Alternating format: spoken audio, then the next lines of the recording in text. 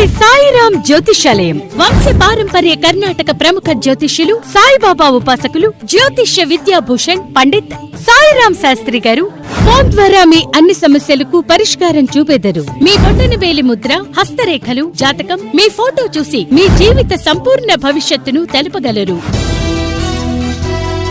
Welcome to Maitri news. ప్రతిక్షణం ప్రజల కోసం. అల్లూరు జిల్లా చింతపల్లిలో ఎమ్మెల్యే భాగ్యలక్ష్మికి భారీ షాక్. వైసీపీ నుండి తెలుగుదేశం పార్టీలోకి భారీ సంఖ్యలో చేరిక.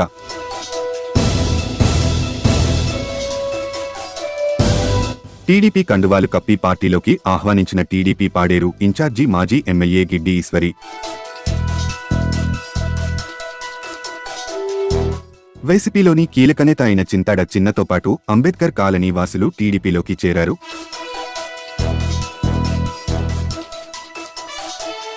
చింతపల్లిలోని అంబేద్కర్ కాలనీలో భవిష్యత్తు గ్యారంటీ కార్యక్రమం ఏర్పాటు చేశారు. ఈ కార్యక్రమంకు పాడేరు నియోజకవర్గం తెలుగుదేశం పార్టీ ఇన్ఛార్జి గిడ్డి ఈశ్వరి హాజరయ్యారు. ముందుగా అభిమానులు పూల జల్లులతో చింతపల్లి నలుమూలల పర్యటించారు. అనంతరం చింతపల్లి అంబేద్కర్ కాలనీలో భారీ బహిరంగ సభలో ఏర్పాటు చేశారు. ఈ సభలో గిడ్డి ఈశ్వరి మాట్లాడుతూ, నేను మీకు అండగా ఉన్నాను, మన ప్రభుత్వ రావడానికి ఒక్క నెల మాత్రం ఉందన్నారు. భవిష్యత్తు గ్యారంటీ అని, మీకు ఏ కష్టం వచ్చినా ఏ అర్ధరాత్రి అయినా నన్ను పిలవండి, నేను వస్తాను, మీ సమస్య తీరుస్తానని. మీ వంటి మీద ఈగ పడితే నా ఒంటి మీద పడినట్లే అని, మా వాళ్ల జోలికి ఎవరైనా వస్తే నేను ఊరుకుండేది లేదని భరోసా ఇచ్చారు.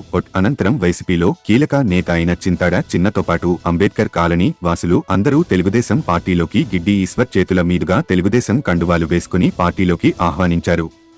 ఈ కార్యక్రమంలో పలువురు పార్టీ నాయకులు, కార్యకర్తలు, సిబిఎన్ ఫారం, విసన్ హైదరాబాద్ బృందం, అభిమానులు తదితరులు పాల్గొన్నారు.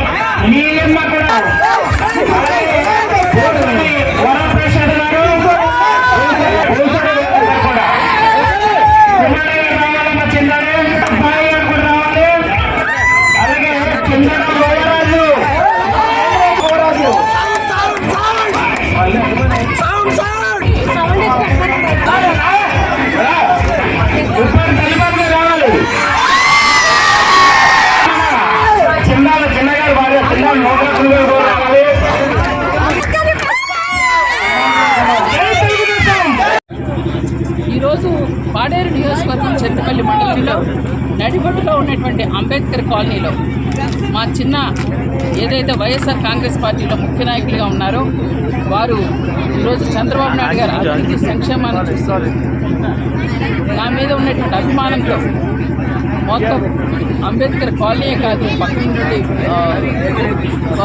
వార్డంతా కూడా ఈరోజు తెలుగుదేశం పార్టీలోకి కండువాలు పట్టుకొని ఇచ్చేసినందుకు ముందుగా వారందరికీ శుభాకాంక్షలు తెలియజేస్తున్నాను, ధన్యవాదాలు తెలియజేస్తున్నాను.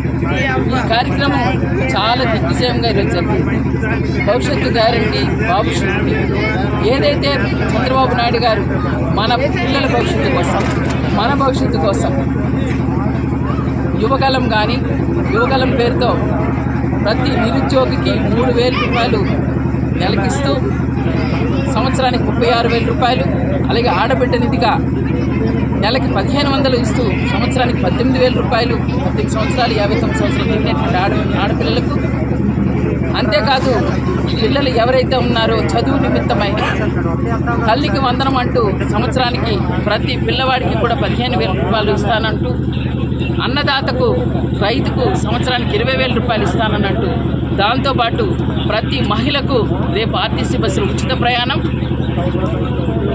ప్రతి మహిళ ఏదైతే దీపం పథకం మీద గ్యాస్ సిలిండర్లు గతంలో చంద్రబాబు నాయుడు గారు ఇచ్చారో ప్రతి ఒక్కరికి కూడా 3 సిలిండర్లు సంవత్సరానికి ఫ్రీగా ఇస్తూ ప్రతి ఇంటికి కూడా ఇంటింటి కొళాయి ఇస్తానని చెప్పి ఇప్పటికే సూపర్ 6 భవిష్యత్తు గ్యారంటీ ఇవ్వడం జరిగింది.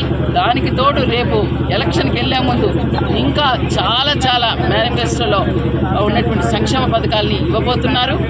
ఇప్పుడున్నటువంటి పరిస్థితుల్లో పాడేరు నియోజకవర్గంలో ఏదైతే జగన్మోహన్ రెడ్డి ఒక్క ఛాన్స్ అని గిరిజనుల్ని నమ్మబలికి ఓట్లు వేయించుకొని మా ప్రాంతాల్ని అభివృద్ధికి నోచుకోకుండా చేశాడో, ఇప్పుడు ప్రతి ఒక్కరూ కూడా తెలుగుదేశం పార్టీ చంద్రబాబు నాయుడు గారు రావాలి, మా ఈశ్వరక్క గెలవాలన్న ఒక సంకల్పంతో ఈరోజు అభివృద్ధి సంక్షేమం కావాలని వైసీపీ నుంచే వందలాది మంది ఈరోజు పార్టీలో చేరుతున్నారు. నేను ఒకటే చెప్తున్నాను జగన్మోహన్ రెడ్డికి, ఈరోజు నువ్వు గిరిజనులు అంటే చాలా చిన్న చూపు చూసావు. గతంలో ఇదే చింతపల్లి వచ్చినప్పుడు నీ గిరిజనులంతా కూడా బ్రహ్మరథం పట్టారు. కానీ మొన్న ట్యాబ్లు ఇస్తానని చెప్పి 8వ తారీఖున వచ్చావే, ఆ రోజు నీ మీద ఉన్నటువంటి నమ్మకం పోయింది కనుకనే కనీసం ఏ గిరిజనుడు కూడా నిన్ను పట్టించుకోలేదు. దానికి భయపడే ఈరోజు పాడేరు ఎమ్మెల్యే కానీ అరకు ఎమ్మెల్యే కానీ మార్చుకున్నావనంటే ఖచ్చితంగా తెలుగుదేశం పార్టీ ఇక్కడ గెలవబోతుందని మీ సర్వేలో వచ్చింది. దానికి నేను పూర్తిగా గ్యారంటీ ఇస్తాను. ఎందుకంటే ఈ 5 సంవత్సరాల్లో నువ్వు గిరిజనులకు చేసినటువంటి నష్టం ప్రధానంగా జీవో నెంబర్ 3.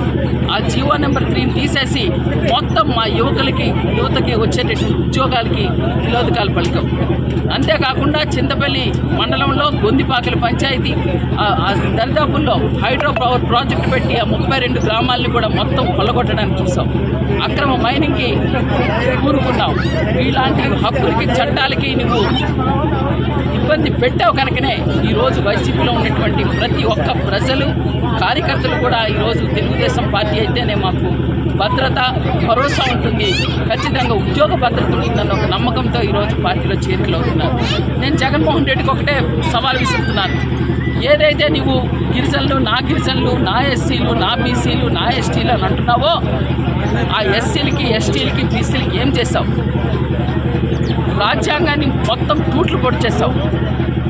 అంబేద్కర్ విగ్రహాలు భారీ విగ్రహం పెట్టారని గొప్పలు చెప్పుకోవడం కాదు, ప్రజలకి ప్రజాస్వామ్యబద్ధంగా పరిపాలించావా లేదా? ఆ ప్రజాస్వామ్యాన్ని కూని చేశావు. అందుకని అందరి మీద అక్రమ అరెస్టులు పెట్టావు. చివరికి అభివృద్ధి చేసినటువంటి చంద్రబాబు నాయుడు గారు కూడా అక్రమ అరెస్టులు. అక్కడే నీ పత్రం స్టార్ట్ అయ్యింది. ప్రజలంతా కూడా ఈరోజు నిన్ను ఇంటికి పంపించడానికి సిద్ధంగా ఉన్నారు. ఈరోజు మొదలుపెట్టావు భీమిలిలో సిద్ధం అంటూ. ఎస్, నిన్ను ఇంటికి పంపించడానికి ప్రజలంతా సిద్ధంగా ఉన్నారు.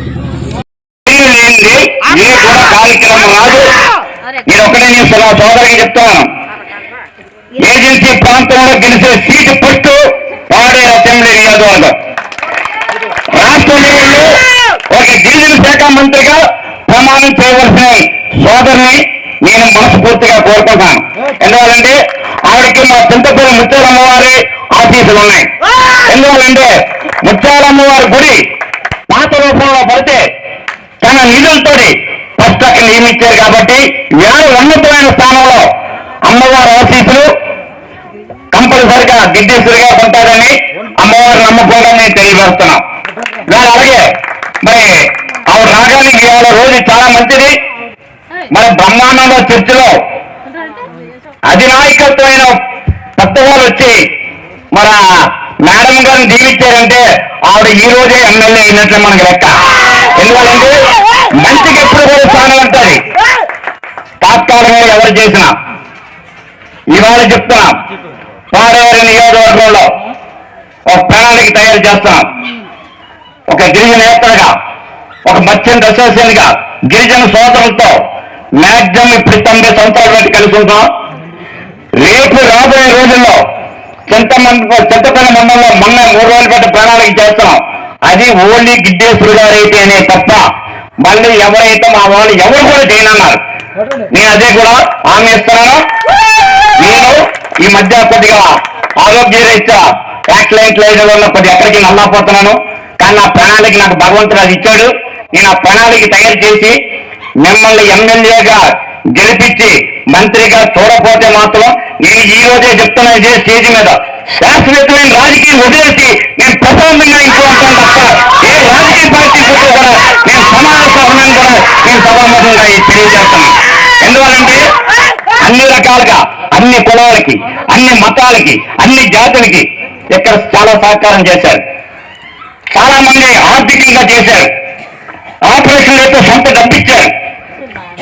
నా చిన్నతనంలో చాలా మంది నాయకులు చూశాను. గవర్నమెంట్ నుంచి రావాలి, మీకు ఏదో నిధులు ఇవ్వాలన్నారు. సొంత నిధులు ఇచ్చే నాయకులు ఎవరు చూశానంటే మన మా సోదరి ఈ నియోజకవర్గానికి ఆవిడకి ఇంకా రుణం ఉంది. రేపు జరిగే దాంట్లో ఆవిడ ఎన్నికైన తర్వాత రుణం తీసుకోవాల్సిన బాధ్యత కూడా సోదరి విజయశ్రీ గారికి ఉన్నదనేది కూడా సభాముఖంగా తెలియజేస్తున్నాం. ఈవేళ మరిన్ని తాజా వార్తలకు చూస్తూనే ఉండండి మైత్రి న్యూస్. ప్రతి క్షణం ప్రజల కోసం. Please subscribe.